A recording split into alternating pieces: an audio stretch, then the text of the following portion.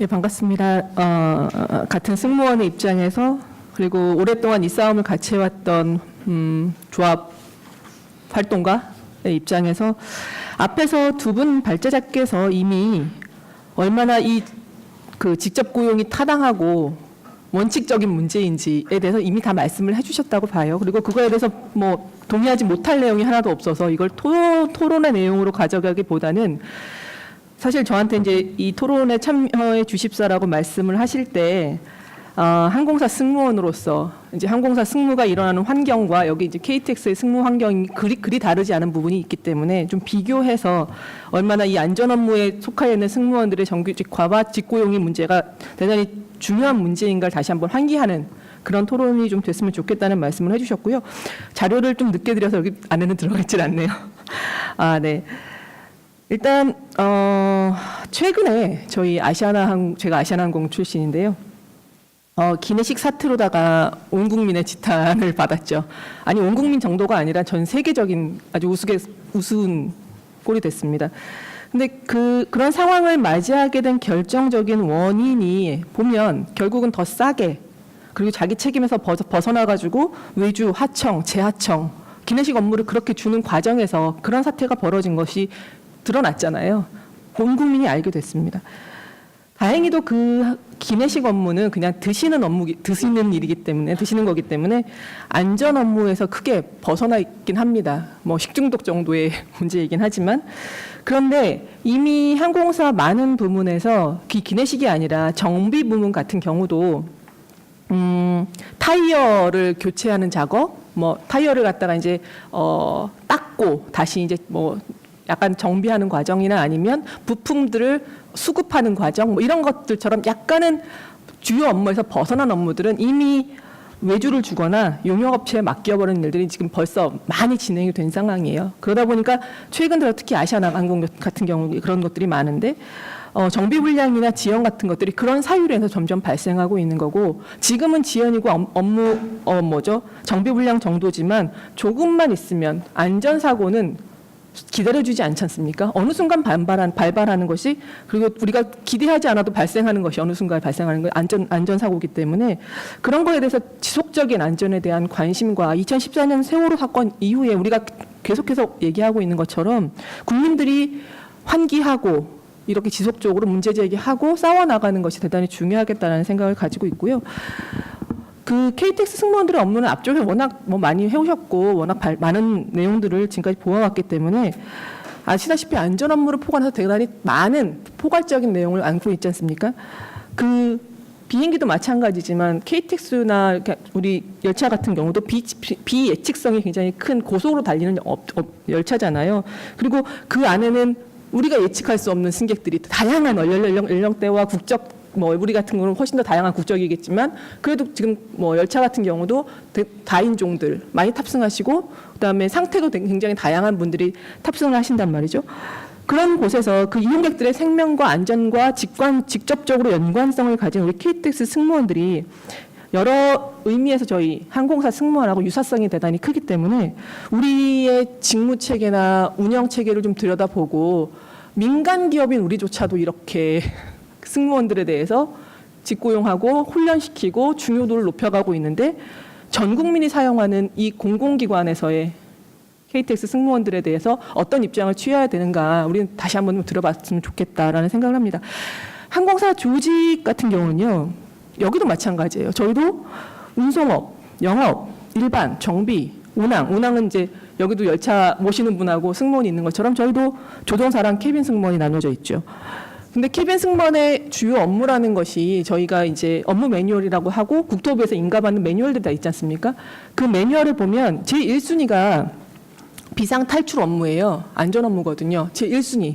그리고 2순위가 비행기 납치나 이런 것들 아니면 폭발물 설치 이런 거 다 보안 업무가 2순위고 3순위가 승객 지원 업무거든요. 승객 지원 업무가 뭐냐면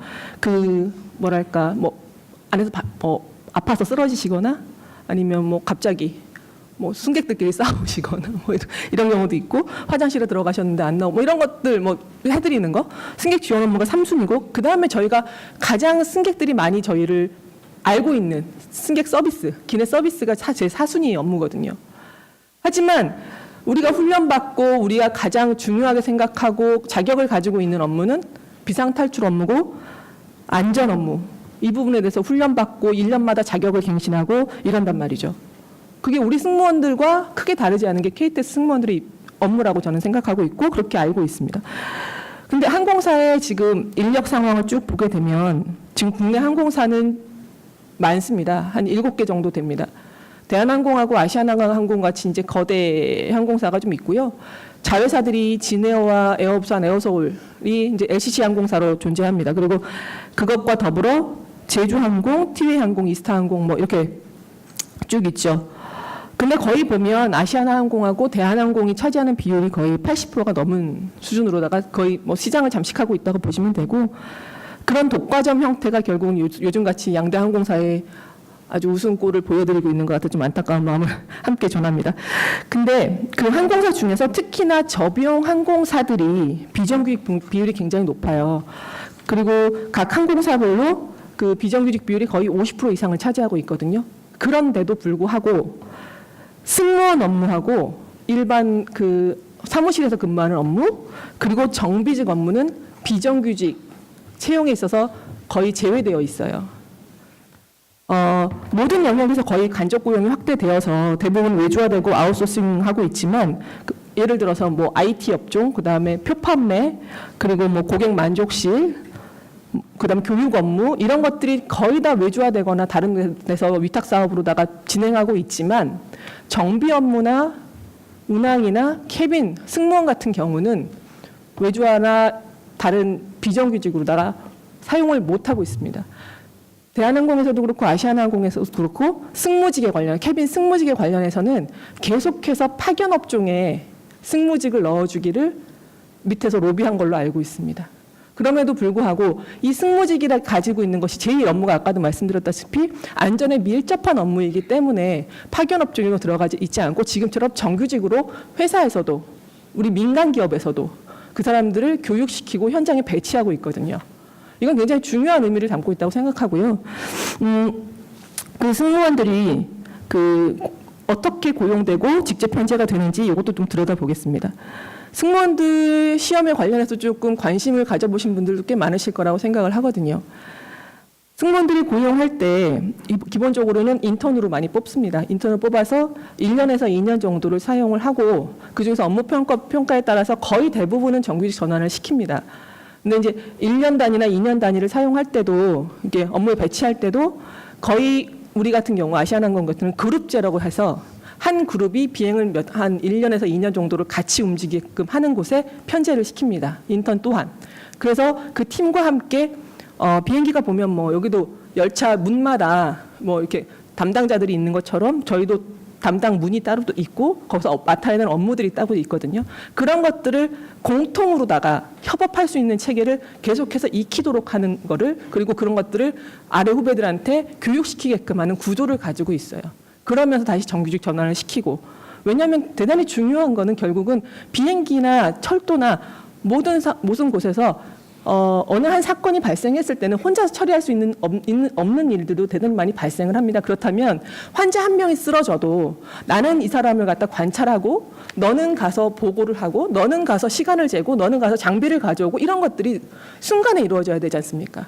근데 이런 거를 갖다가 제가 아무것도 안 하고 쳐다봤어도 봤다고 얘기할 수 없고, 아니면 다른 사람이 올 때까지 기다려, 이런 것 자체가 사실은 앞에 발제하는 분들의 내용이나 KTX의 상황을 들여다보면 전문가의 의견을 왜 들어야 되는지 정말 당황스러운 거죠. 이게 전문가의 얘기를 들어야 되는 내용인가? 너무나 상식적인 얘기가 아닌가? 그리고 이런 토론회가 왜 일어나야 되는가? 정말 사실은 민망할 정도이긴 한데요.